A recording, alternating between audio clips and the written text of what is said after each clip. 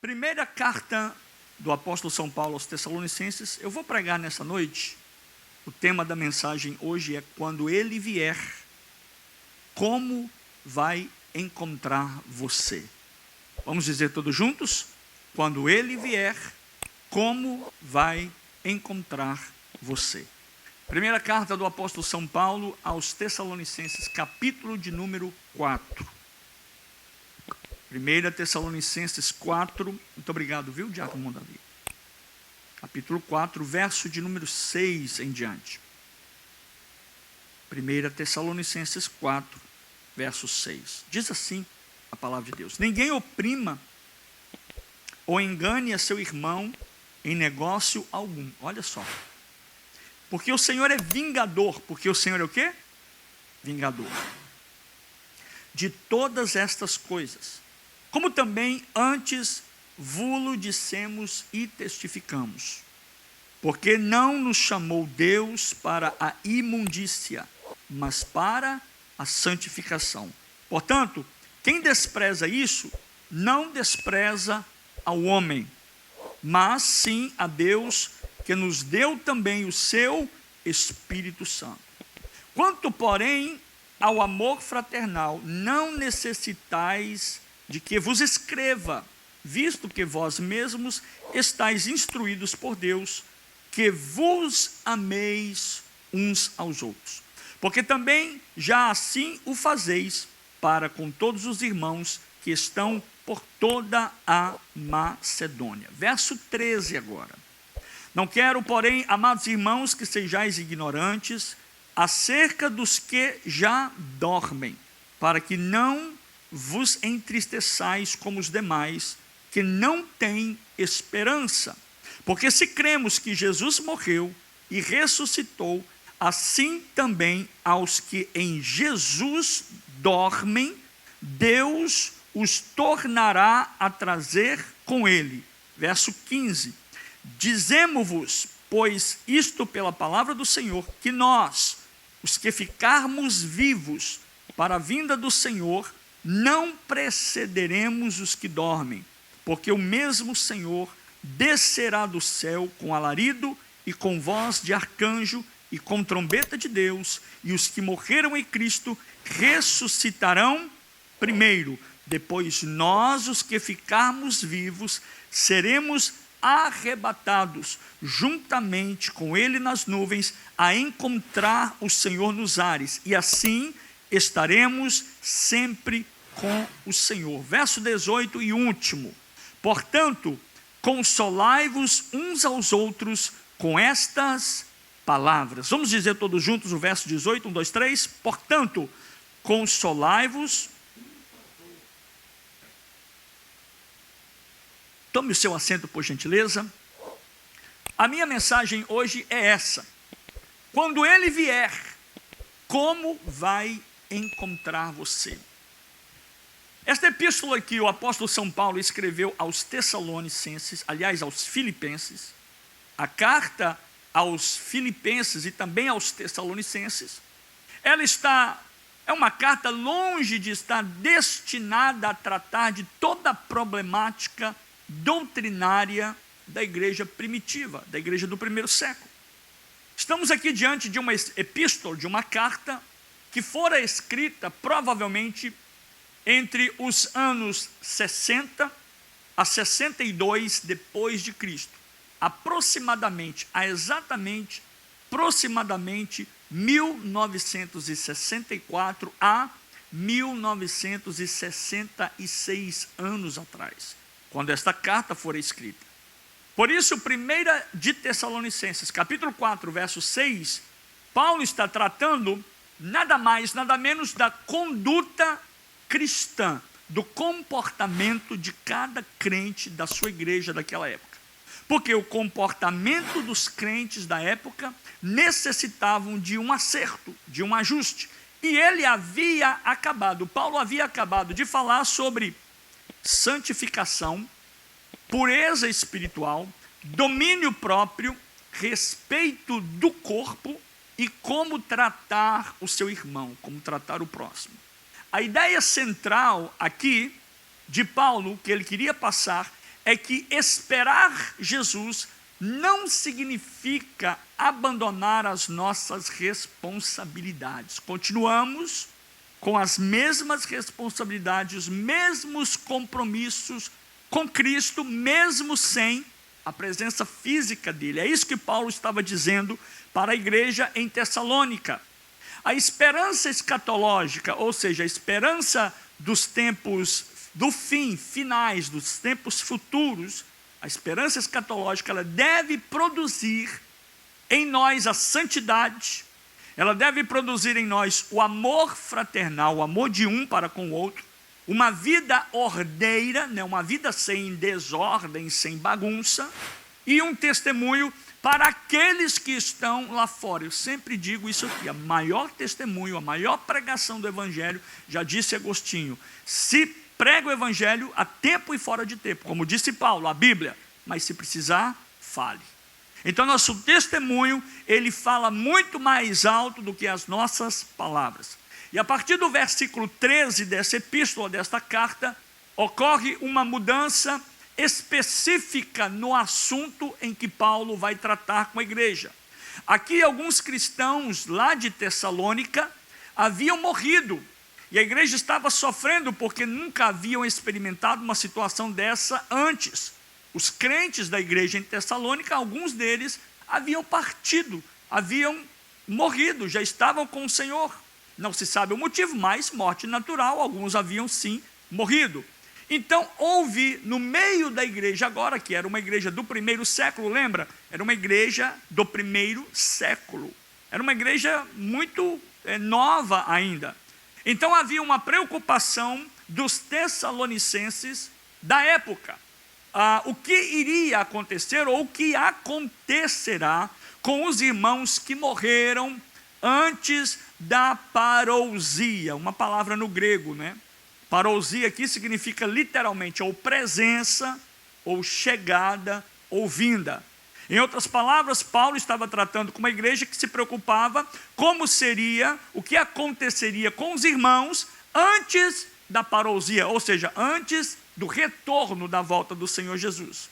E nesse caso, eles então estavam indagando, estarão eles, perguntaram os irmãos, em alguma desvantagem dentre nós ou entre nós em relação aos crentes que não morreram, em relação aos crentes que permanecem vivos até a vinda do Senhor Jesus? Esta era a preocupação da igreja em Tessalônica.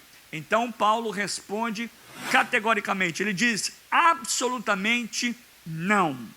Paulo diz que os mortos em Cristo ressuscitarão primeiro. Os mortos em Cristo ressuscitarão quando? Primeiro. Depois nós, olha a ordem, os mortos em Cristo ressuscitarão primeiro, depois nós, os que estivermos vivos, seremos arrebatados juntamente com eles para encontrar com o Senhor Jesus nos ares. Paulo responde categoricamente a uma pergunta, uma dúvida, uma incógnita, preenche uma lacuna na mente de muitos crentes do primeiro século, mas eu acredito que ainda sim existam alguns crentes que tenham a mesma indagação. O que acontece com alguém crente, um salvo, que morre, mas morre no Senhor Jesus? Paulo responde, 1 de Tessalonicenses 4:13, ele diz, não quero, porém, amados irmãos, que sejais ignorantes acerca daqueles que já dormem. Observe bem que Paulo usa uma expressão até um pouco fácil de entender, que é dormir. Ele diz, aqueles que já dormem. A palavra dormir aqui, ela é uma metáfora bíblica para morte física. Isso é chamado de eufemismo, ou seja, tratando de algo tão delicado, tão importante, tão contundente, tão sério, de forma singela e suave. Por isso Paulo usa a expressão acerca daqueles que dormem. Paulo está olhando particularmente para o corpo, a matéria daqueles que morreram e que serão ressuscitados. Então agora, observe bem, porque vem o fundamento de toda a nossa esperança cristã. Fundamento de quê, gente? Toda a nossa esperança cristã. Onde está a nossa esperança? Aonde está firmada a sua esperança? No verso 14. Você tem a sua Bíblia aberta aí, verso 14. Ele diz assim, ó: porque se cremos que Jesus morreu e ressuscitou, assim também aos que em Jesus dormem, Deus os tornará a trazer com ele. É a nossa esperança. Observe a lógica do apóstolo São Paulo aqui, amados. A certeza de vida eterna, a certeza da salvação, a certeza dos salvos, a certeza dos santos. A minha certeza e a sua certeza está fundamentada na própria ressurreição do Senhor Jesus. Você pode adorar a Deus por isso. Porque Cristo, Ele ressuscitou, meus amados. Quantos creem que Cristo ressuscitou? Diga glória a Deus. A morte não terá a palavra e não tem a palavra final sobre aqueles que estão em Cristo. Em outras palavras, sabe o que Paulo estava dizendo? Ele estava dizendo que o túmulo não pôde deter Jesus. Então, se o túmulo não o deteve, também não poderá deter aqueles que permanecem em Cristo Jesus. Você pode adorar a Cristo por isso. Segundo, a ressurreição de Jesus não foi apenas a vitória dele sobre a morte. Lembre-se disso, a ressurreição de Jesus, por isso que isso é base, é coluna, é espinha dorsal do Evangelho, da nossa fé, da nossa crença. Nós não cremos em Buda, em Papa, em Maria, em José, em Paulo, em Pedro, em João, em pastor, em igreja A, em igreja B. Nós cremos na ressurreição do Cristo que é vivo e ressurreto. Você pode adorar a Jesus. Então a ressurreição de Jesus não foi apenas a vitória dele sobre a morte, mas tornou a garantia da futura ressurreição de todos os que estão nele. Aqueles que morreram em Cristo, não sei, há 1 ano, há 1 semana, há 10 anos, há 20 anos, há 30 anos atrás, eles estão aguardando este glorioso dia, que é o dia da ressurreição em Cristo Jesus. Você pode adorar a Deus? Diga amém. Terceiro, para quem está em Cristo, a morte pode interromper ou ter interrompido temporariamente a jornada terrena, mas jamais poderá cancelar a promessa da vida eterna, glória a Deus. Nos versículos 15 e nos versículos 17, Paulo apresenta uma extraordinária sequência escatológica. Quem gosta de escatologia está aqui para você. Isso aqui é escatologia pura. Paulo mostra em 1 de Tessalonicenses 4, 15 e 17, ou 15 a 17, ele mostra uma sequência escatológica. Qual é? Ele mostra uma ordem cronológica dos fatos, das coisas que vão acontecer. Primeiro, o Senhor descerá do céu. Primeira coisa, ele vai descer do céu. Estou falando da segunda volta de Jesus, tá? Segundo, haverá uma palavra de ordem. Perdão, estou falando do arrebatamento da igreja. Haverá uma palavra de ordem. Terceiro, haverá o som da voz do arcanjo. Eu já preguei aqui uma vez sobre a voz do arcanjo, o que acontece quando o arcanjo, ele pronuncia, ele emite esse som. Quarto, trombeta de Deus. Quinto, os mortos em Cristo ressuscitarão primeiro. Guarda isso no seu coração. Quem morreu em Cristo, ele tem todo o direito de ressuscitar primeiro, antes do arrebatamento da minha vida e da sua vida. Sexto, os crentes que estiveram vivos, agora vem nós. Os crentes que estiveram vivos serão arrebatados. Lá em 1 de Coríntios capítulo 15, Paulo usa a expressão dizendo, aqueles que ficaram serão transformados. Quando? Num abrir e fechar de olhos, ao soar dessa última trombeta que o arcanjo tocará. Sétimo, nós encontraremos com o Senhor Jesus nos ares. E oitavo, estaremos para sempre com o Senhor na eternidade. Você pode adorar a Jesus por isso? Que coisa linda, que privilégio que só eu e você temos, que privilégio que só a igreja tem. A palavra aqui, gente, traduzida para arrebatados, ela vem, quem está anotando aí, anote. A palavra no grego, traduzida de arrebatados, ou arrebatados no português para o grego, traduzida é arpazo, ou arpazo, que traduzida transmite a ideia de tomar, agarrar, veja só, olha só. Então, quando houver o arrebatamento, nós seremos tomados, nós seremos agarrados, nós seremos retirados subitamente, e a última expressão é levado com força. Então, isso é uma expressão muito forte, muito séria, que nós precisamos dar conta disso. Arrebatamento ou arrebatados é uma palavra do grego, arpazo ou arpazo, que traz a ideia de tomar, agarrar, retirar subitamente ou ser levado com força.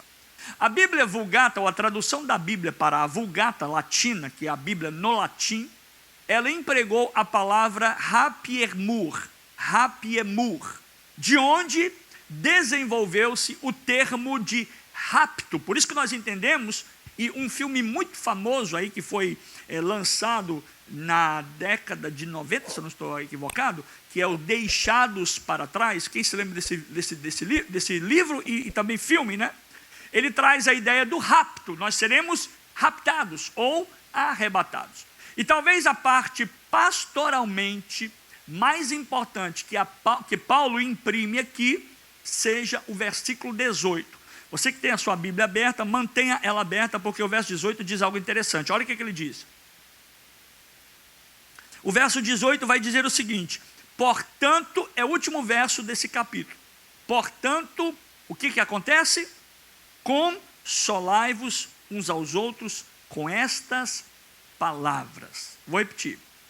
O último verso do capítulo 4, Paulo escreve: portanto, meus amados, consolem uns aos outros com esta palavra. Palavra de arrebatamento, palavra da vinda do Senhor, palavra da parousia. Você já sabe o que é parousia hoje? Palavra como essa palavra não é uma palavra de botar medo nas pessoas, mas é uma palavra de consolo, porque essa é a nossa esperança, e somos consolados como? Na sua gloriosa vinda, que nos levará para estar com Ele, para todo sempre, de eternidade a eternidade. Quantos podem dizer glória a Deus? Observe bem que João escreve algo interessante, João capítulo 14, abra comigo aí a sua Bíblia, por gentileza. Evangelho segundo escreveu São João, capítulo de número 14. Olha o que Jesus disse para o colégio apostólico, ou seja, para os discípulos, enquanto ele ainda estava com ele. Olha que consolo é essa palavra de Jesus. Ele disse assim: olha, queridos, amados, não se turbe o vosso coração, credes em Deus, crede também em mim. Verso 2, na casa de meu pai há muitas moradas, se não fosse assim, eu vos teria dito, pois vou preparar-vos lugar, e se eu for e vos preparar lugar, virei outra vez e vos levarei para mim mesmo, para que onde eu estiver, estejais vós também. Isso é uma palavra de conforto. Por que esta palavra de arrebatamento, de escatologia, de parousia é conforto? Por quê? Porque Paulo, ele não apresenta a escatologia, que é a volta de Jesus, ou as coisas finais dos últimos dias, como algo para produzir pânico, para produzir medo, para produzir especulação ou obsessão por datas. Gente, o que mais temos hoje nos nossos dias, e eu vou para a internet para falar muito disso. Sabia que às vezes eu sou criticado por falar isso? Porque a maioria das pessoas aí, os especuladores, sabe? Aqueles que trazem medo, aqueles que trazem medo de carteirinha, que gostam de fazer medo sensacionalista, usam isso para trazer engajamento, enquanto na verdade a palavra de arrebatamento não é para trazer medo, não é para trazer desconfiança, não é para trazer insegurança, é para trazer certeza, sabendo que quando Jesus voltar, eu estou seguro, eu estou firme nas promessas do Senhor. Então tenha isso no seu coração. Quando alguém pregar escatologia, falar do arrebatamento, da vinda de Jesus, alegre o seu coração, alegre a sua alma. Tem muita gente por aí que tem uma obsessão louca, uma especulação muito louca com fatos, com datas, com acontecimentos. Como tem muita gente por aí preocupado, mas Paulo não. Ele apresenta a volta de Cristo como consolo. Diga comigo, a volta de Cristo é consolo. Eu vou dizer de novo, a volta de Cristo é consolo. Consolo para quem? Consolo para a igreja, consolo para mim, consolo para você e muito mais, consolo para os que foram sepultados, mortos em Cristo Jesus. Não se preocupe com quem morreu em Cristo, porque o lugar deles já está garantido na vida eterna. Você pode adorar a Jesus por isso.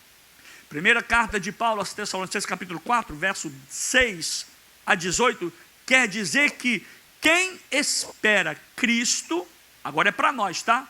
Porque quem morreu, gente, morreu. A Bíblia diz que cabe ao homem morrer uma só vez. Cabe ao homem morrer quantas vezes? Uma só vez. Uma só vez. Eu me lembro que eu ouvia um grande pregador, um grande pastor, um grande amigo, ele sempre dizia assim: olha, se você tem que acertar a sua vida, viver para Cristo, viva agora, porque depois da morte já era. E isso é bíblico, isso é verdade. Se você precisa, quer, necessita e é necessário que vivamos uma vida em santidade, porque essa é a mensagem de 1 Tessalonicenses capítulo 4, ele está dizendo que quem espera a volta de Cristo, a parousia, o arrebatamento. Eu vou dizer uma coisa para vocês, vou abrir um parênteses, tá? Nós precisamos esperar a parousia, é a volta de Cristo, é o arpasso, é o arrebatamento, porque ninguém vai querer ficar aqui para a grande tribulação. Não queira que isso aconteça com você. Então Paulo está dizendo que quem espera Cristo, e aqui está uma palavra de ordem para nós nesta noite, quem espera Cristo deve esperar vivendo em santidade. Vivendo como? Em santidade.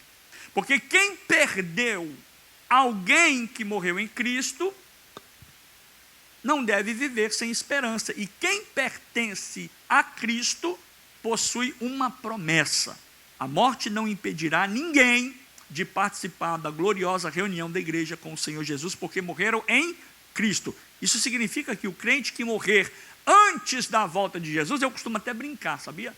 Eu ainda vou ver esta promessa, esses olhos ainda vão contemplar, esses olhos que a terra não há de comer, porque eu experimentarei o arpasso, eu experimentarei o arrebatamento da igreja. Você crê nisso? Diga glória a Deus. Ou seja, o crente que morrer, se porventura, né? Porque Cristo ele vem todos os dias, sabia? Jesus vem todos os dias. Para alguém ele vem mais cedo, para algum ele vem depois. E para todos os que ficarem vivos, ele vai vir de uma vez só. Então isso significa que o crente que morrer antes da volta de Cristo, morrer quando? Antes da volta de Cristo, não ficará de fora do encontro da igreja com o Senhor. Todos, quantos? Todos vamos nos encontrar juntamente com Cristo, no mesmo lugar, na mesma hora. Você pode adorar a Jesus? O que Paulo queria dizer aqui, meus amados, para a igreja em Tessalônica era: a morte separa, mas a volta de Cristo reúne. Você pode adorar a Cristo? Paulo anuncia um dia que Cristo romperá esta separação, não vai haver mais. Os mortos em Cristo ressuscitarão primeiro, e nós, os que ficarmos vivos, seremos arrebatados, transformados, quando, pastor? Num momento, agora guarde isso aqui, porque isso aqui é muito bom. Quando isso acontecerá? Num momento, um momento nós não sabemos. Isso acontecerá num momento, num instante, e Paulo é categórico quando ele diz isso, num abrir e num fechar de olhos, numa piscadela, numa piscadinha.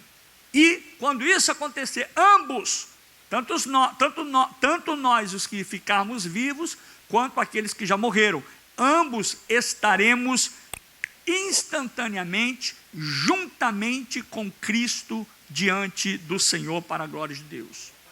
Um piscar de olhos, meus amados, pode durar aproximadamente 0,1 a 0,4 segundos, ou seja, equivalente a menos de meio segundo. Eu estou falando aqui, eu já pisquei várias vezes. Você está me ouvindo aí, quantas vezes você piscou? Exatamente nesse período de tempo que acontecerá dessa forma, nessa velocidade, que acontecerá o arrebatamento da igreja. Paulo está dizendo que não haverá tempo. O que Paulo está dizendo aqui é que na hora do arrebatamento, na hora que Jesus voltar, na hora da parousia, não haverá tempo para preparação de última hora. Espera aí que eu vou preparar, espera aí, não estou pronto. Deixa eu ligar para minha mãe, deixa eu ligar para meu pai. Não, eu esqueci aquele negócio, eu esqueci aquela panela no fogo. Não haverá tempo para nada, de tão rápido que é. Não abrir e fechar de olhos. 1 Coríntios capítulo 15 diz que não existe espaço de tempo para alguém dizer absolutamente nada. Agora eu vou me reconciliar, pastor, agora sim, é o momento de eu voltar e entregar a minha vida para Cristo, porque eu já vi muitas pessoas dizendo assim, quando eu pagar a minha casa, quando eu casar, quando eu isso, quando eu aquilo, quando eu me aposentar, então eu vou para Jesus, eu vou aceitar Jesus. Mas só que o fato é que não haverá tempo para reconciliar, porque agora alguém pensa assim, agora eu vou fazer tudo para voltar, para abandonar o pecado, para colocar a minha vida em ordem, agora eu vou começar a vigiar. Mas no momento do arrebatamento, a mensagem bíblica ela é clara, não haverá tempo. Não espere, meus amados, a chegada do noivo para preparar a sua lâmpada. Prepare agora, esteja preparado antes que tudo aconteça, antes que ele venha para a glória de Deus. Então, enquanto alguém leva uma fração de segundos para piscar os olhos, enquanto alguém pensar em abrir os olhos, abrir e fechar os olhos, a transformação do corpo, a transformação dos santos, a transformação e o encontro dos salvos, tanto os que morreram com Cristo e os que ficaram vivos, no momento do arrebatamento já terá acontecido. Por quê? Porque é muito rápido. É muito rápido. Hoje nós estamos aqui e pode ser que daqui a pouco já não estaremos mais. Eu tenho sempre um exemplo comigo que eu carrego muito. E às vezes precisa acontecer certas coisas conosco para que a gente se dê conta. Vou repetir. Às vezes precisa acontecer alguma coisa conosco para que a gente se dê conta da magnitude, da gravidade, da seriedade de certas coisas.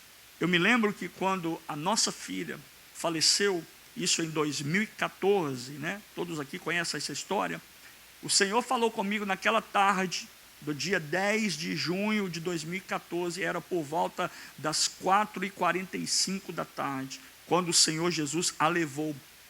Jesus Cristo veio para ela naquele dia, quando o Senhor a levou, e nós estávamos ali naquele quarto de hospital, e instantaneamente, imediatamente, o Espírito do Senhor, Deus falou comigo ao meu coração, tu vais pregar no culto fúnebre dela, tu vais pregar no culto fúnebre. Eu ali quis não acreditar que era a voz de Deus, mas resumindo a história que é longa, eu preguei, eu cantei, eu louvei, eu toquei, eu adorei a Deus naquele dia, foi algo maravilhoso. E um acontecimento que me veio muito à mente, eu não me esqueço, parece que é como hoje, isso aqui vale a pena falar isso. Eu estou falando de tempo, nós precisamos tomar cuidado com o nosso tempo, nós precisamos estar preparados com a nossa vida, porque as coisas de Deus, as coisas espirituais, ela acontece tão rápida, que é o caso do arrebatamento. Se você não tiver cuidado, não tem como preparar, não tem como estar preparado para que isso aconteça. Acontece e você não viu. Foi o caso que aconteceu comigo. Quando eu estava pregando naquela noite, naquele culto fúnebre, minha filha estava deitada naquele caixão e eu estava pregando. A minha vontade era de entrar lá dentro, ou seja, eu queria entrar no mundo aonde ela estava. Eu queria entrar lá, mas sabe qual o sentimento que era? O sentimento que era que aconteceu tudo tão rápido que eu nem percebi. Agora ela foi levada e eu fiquei para trás. Esse é o sentimento. Eu tive esse sentimento de vê-la com os meus olhos e saber pela palavra de Deus. Por isso que Paulo disse isso aqui. Ó. Gente, se tem alguma pessoa que já leu sobre morte, sobre arrebatamento, sobre encontro com Cristo, essas passagens de 1 Coríntios 15, 1 Tessalonicenses e tantas outras passagens bíblicas, essa pessoa sou eu. Eu sei de có e salteado, eu sei de frente para trás. Por quê? Porque eu me firmei nesta palavra de Paulo aqui, ó.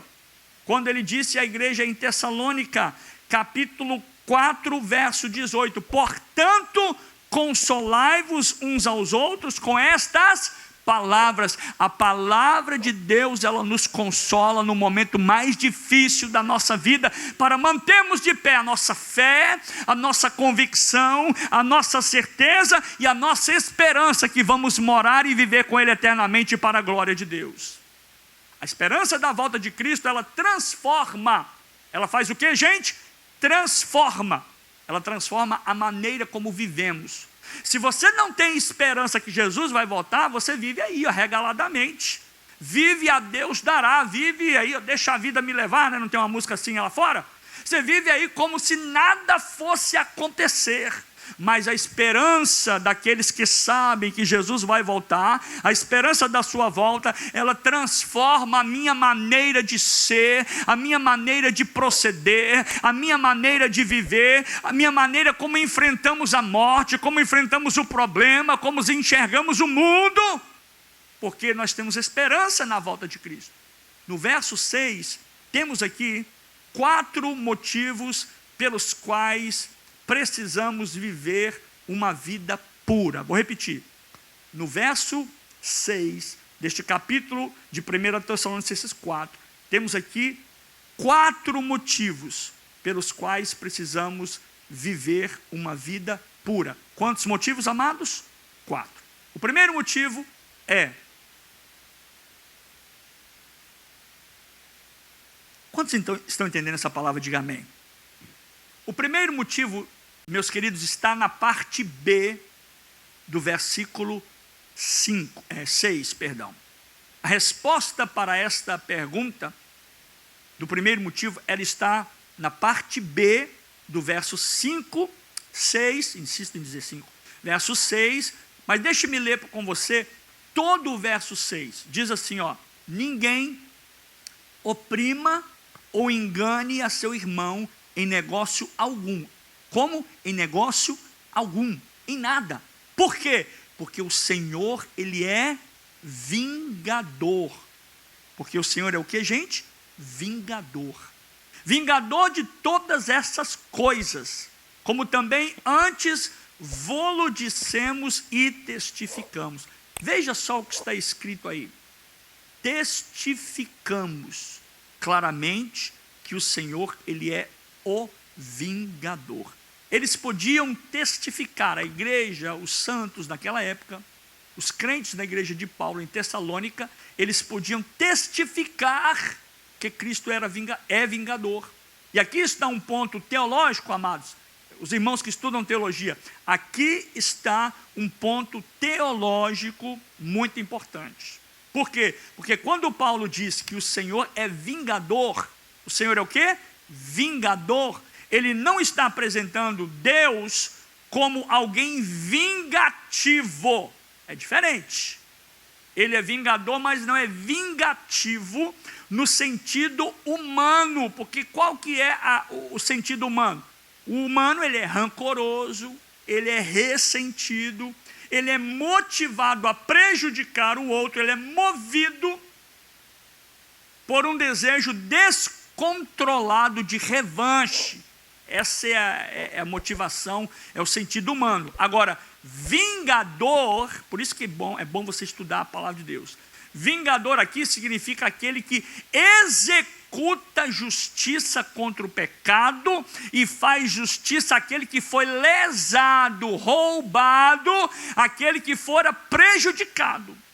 Em 1 de Tessalonicenses 4, no verso 6 que nós lemos, o termo grego aqui é ekdikos, que transmite a ideia de quem executa justiça. Vingador aqui é quem executa, quem age com justiça, com equidade, com retidão, aquele que pune o mal ou reivindica judicialmente o direito daquele que fora prejudicado. Por isso Paulo ele declara: porque o Senhor, ele é vingador de todas essas coisas. Em outras palavras, sabe o que Paulo estava dizendo? Paulo estava dizendo o seguinte, olha aqui, ó, o homem pode esconder, mas Deus vê. Paulo estava dizendo que a família talvez possa nunca saber do que você fez, mas Deus sabe. Paulo estava dizendo que você pode enganar as pessoas, mas a Deus não se engana.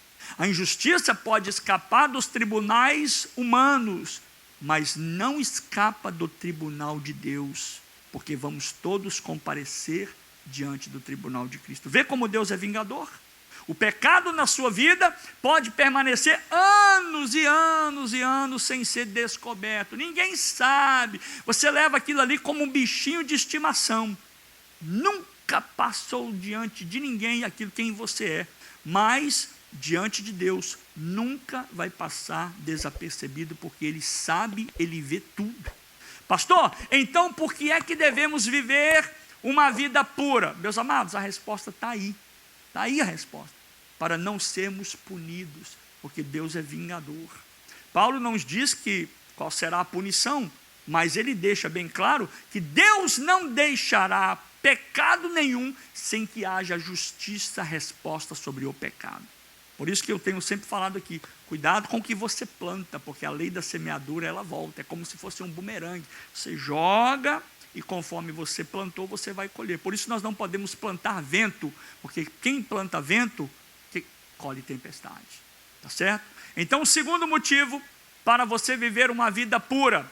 O primeiro motivo é porque Deus é um Deus justo. Deus é um Deus justo. Segundo motivo pelo qual eu e você precisamos viver uma vida pura está no capítulo 4, agora não está no verso 6, mas está no verso 7. Olha o que diz o verso 7.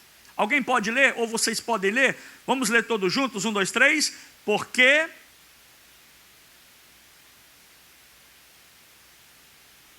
vamos ler novamente, porque eu peguei vocês despercebidos. Vamos lá, 1, 2, 3. Porque não nos chamou Deus para a imundícia, mas para a santificação. Tem uma outra versão que usa a palavra impureza, porque Deus não nos chamou para a impureza. É a mesma coisa, né? Imundícia, impureza, sujeira, né? Mas Deus nos chamou para santificação. Então, por que é? Não sei se você já se perguntou, por que é que você, por que a gente tem que viver uma vida pura? Eu vou responder para você. Por quê? Primeiro, porque Deus não nos chamou para viver como vivíamos, como porcos na lama, na imundícia, naquela porcaria. Mas Deus nos chamou para viver uma vida transformada pela sua palavra, gente. Deus não nos chamou para negociar com o pecado. Não negocie com o pecado. A palavra do crente deve ser sim, sim e o quê? Não, não. O que passa disso é o que, gente? Procedência do diabo, procedência do maligno. Terceiro, o chamado de Deus não é apenas para sair do mundo, gente. Deus não nos chamou para sair do mundo, mas é para tirar o mundo de dentro de nós. Por isso Jesus disse assim: Pai, eu não lhe peço que os tire do mundo, mas que o quê? Que os livre do mal. Deus não nos encontrou, não nos chamou para viver uma vida no pecado. Deus não te encontrou, não te chamou para viver uma vida no pecado, mas nos chamou para permanecer nele, para a glória de Deus. Deus não nos chamou, gente, porque nós já éramos santos. Ele nos chamou porque nós estávamos perdidos. Ele nos chamou para que, pertencendo a Cristo, agora viveremos em santidade para a glória de Deus. Correr da paz. A Bíblia diz que nós temos que fugir da aparência do mal. Então, a receita para você viver uma vida santa é fugir, é correr da aparência do mal. Afaste-se do mal, afaste-se do pecado. Tem coisas, meus amados, preste atenção, que elas despertam, elas ligam um gatilho em nós, no velho homem, para voltar às velhas práticas. Eu tenho que saber qual que é o gatilho que me leva a praticar o que era velho. E aí, sabe o que eu vou fazer? Eu vou correr dele, eu vou fugir dele, eu vou me afastar dele, porque eu quero viver uma vida santa, pura e irrepreensível para a glória de Deus. Por isso Efésios diz, não deis lugar ao diabo, porque quando você se aproxima de Deus, você automaticamente se afasta do pecado. E quando você se aproxima do pecado, guess what, Brenda? Você se afasta de Deus. Gente, o problema na igreja hoje é que nós perdemos a etiqueta da santificação. Diga comigo assim, perdemos a etiqueta da santificação. É triste, mas é verdade. Provérbios capítulo 4, verso 18, diz assim, ó, Provérbios 4, 18. Mas a vereda do justo, vereda aqui é caminho, tá? Aonde o justo trilha. A vereda do justo é como a luz da aurora, que vai brilhando mais e mais até ser dia perfeito. O problema é que tem gente que o sol nem nasceu direito, e a vida espiritual dele é como se fosse um crepúsculo entenebrecido, cheio de negritude. Ou seja, a vida dele é preta, é escura, está tudo escuro na vida dele. Ele não se desenvolve, ele não cresce espiritualmente, porque ele não se aproxima de Deus, ele não se desvia, ele não se afasta do pecado, do mal. Está vivendo por aí, lambuzando-se todos os dias, deleitando-se em si mesmo. Gente, se eu agradar a minha carne, eu estou me deleitando nos prazeres nojentos da vida humana, tá? Vivendo na prática sórdida, na ganância pecaminosa. Se eu não tomar cuidado com isso, eu vou me aprofundar cada vez mais, e por isso a Bíblia diz, miserável homem que sou. Os irmãos chegaram para Isaías certa vez, o profeta, e queixaram para ele certa vez, dizendo assim, ó, Isaías, por que é que essa sentença de Deus, ela é tão pesada sobre nós? Isaías, por que é que essa sentença, agora que recebemos da parte de Deus, ela é tão periculosa, tão perigosa, tão pesada contra nós e tão pesada contra o povo? E daí Isaías responde. E daí Deus toma a boca do profeta Isaías, quando o povo pergunta, questiona, Isaías profetizando, Deus usando os lábios dele, Isaías diz assim, não são vós e nem eu, diz o Senhor, mas os vossos pecados e as vossas iniquidades que fazem separação entre Deus e vocês. Está lá em Isaías 59, verso 1 e 2, é só ler lá. Terceiro, meus amados, terceiro lugar, ou terceiro motivo, pelos quais precisamos viver uma vida pura. Quem está entendendo, diga glória a Deus. Terceiro motivo, para não desprezarmos o próprio Deus. Verso de número 8, está aí no verso 8. Tessalonicenses 4, 8 diz assim, portanto, quem despreza isto, não despreza a quem, gente? Verso 8 do capítulo 4. Pode falar. Não despreza, portanto, quem despreza isso, não despreza ao homem, mas sim a Deus, que nos deu também o seu Espírito Santo. Preste atenção, olha para mim.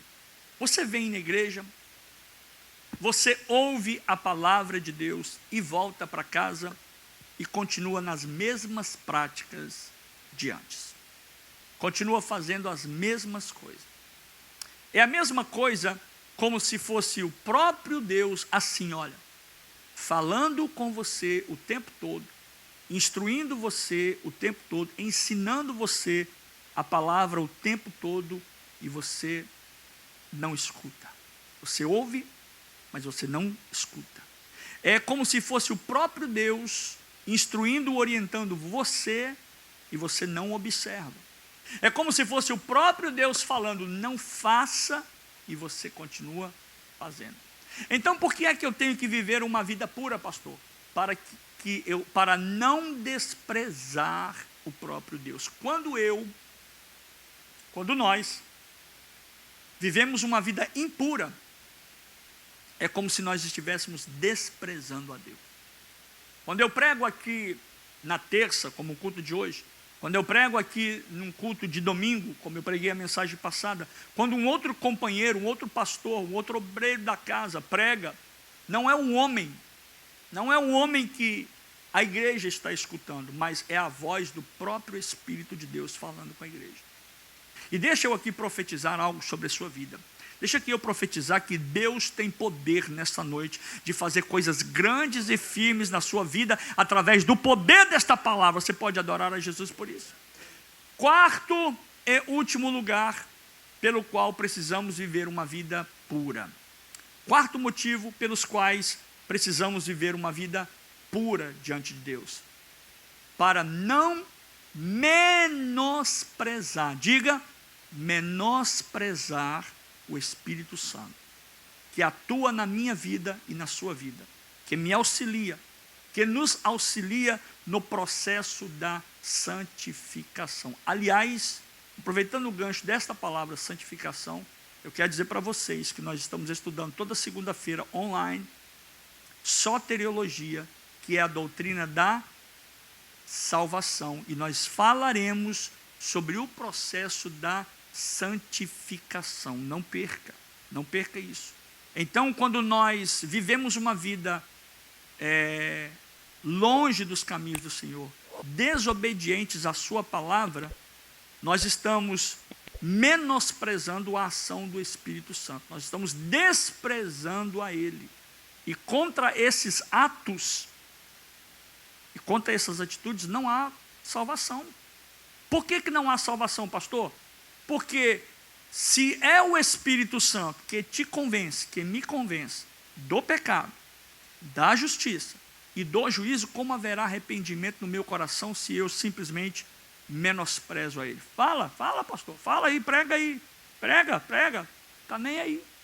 Estou menosprezando, desprezando, não estou dando ideia, não estou dando valor ao que está sendo pregado na igreja. Está sendo pregado na palavra de Deus. E olha, meus amados, o que está no texto aí, está dizendo assim, de sorte que quem rejeita essas coisas, não rejeita o homem, mas sim a Deus que também vos dá. A Deus que também vos dá.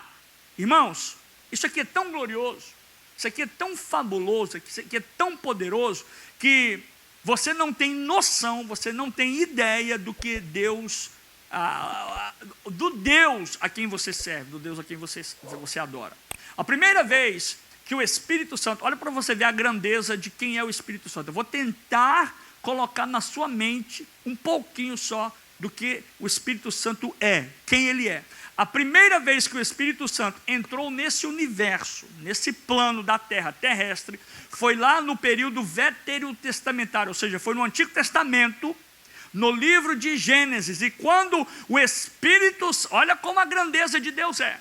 Quando o Espírito Santo ele entrou, e gente, até sinto ele aqui. Quando o Espírito Santo ele entrou no universo, naquele momento, quando ele entrou ali naquele período de Gênesis, ele trouxe ordem ao caos. Por quê? Porque naquela hora que ele aparece, ele trouxe ordem sobre a terra. A Bíblia diz que a terra era o quê? Sem forma e vazia. Havia um caos sobre a terra. O que que significa? Isso significa que o Espírito Santo, quando ele vem na minha vida, quando ele vem na sua vida, quando ele opera em nós, quando eu ouço a palavra fala comigo, o Espírito Santo trabalha em mim, ele coloca ordem no caos que é a minha vida, ele me endireita, ele me dá guia, ele me dá paz, ele me dá direção, ele transforma aquilo que estava errado naquilo que é certo, porque ele coloca paz e ordem no que é caos. O Espírito Santo ele vem e atua na minha vida, na sua vida, para alinhar, meu amado,